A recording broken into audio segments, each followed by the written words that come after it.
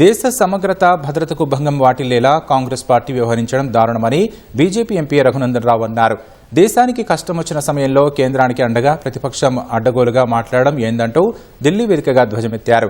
అసలు ఉగ్రదాడిపై కాంగ్రెస్ పార్టీ వైఖరి ఏంటో చెప్పాలని డిమాండ్ చేశారు.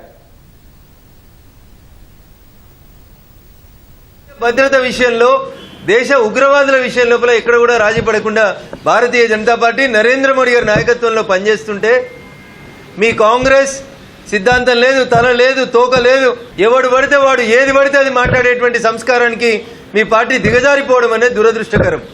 పొరుగు దేశానికి సంబంధించిన తీవ్రవాదులు ఈ దేశం మీద దాడి చేసినప్పుడు 125 సంవత్సరాల చరిత్ర ఉందని చెప్పినటువంటి మీ పార్టీ మీ సంస్కారం ఎటుపోతుందో ఒకసారి కాంగ్రెస్ పార్టీ ఆలోచించుకోవాలి.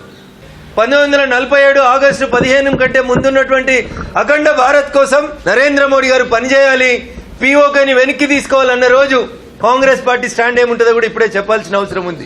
ఈ దేశంలో 3 సార్లు నరేంద్ర మోడీ గారి నాయకత్వంలో కాంగ్రెస్ పేరిట, యూపీఏ పేరిట ఓటమి చెందిన తర్వాత, ఇండీ కూటమి పేరిట 3వ ఓటమి చెందిన తర్వాత ఇక ఈ దేశంలో మమ్మల్ని ఎవరు కాపాడరని పొరుగు దేశాల్లో ఉన్నటువంటి టెర్రరిస్టులతో కూడా పొత్తులు పెట్టుకొని ఈ దేశ సమగ్రతకి భంగం వాటిల్లేలాగా మాట్లాడడం అనేది బాధాకరం, దురదృష్టకరం. ఇట్లాంటి ప్రతిపక్షం ఈ దేశంలో తప్ప ఇంకెక్కడ కనబడదు.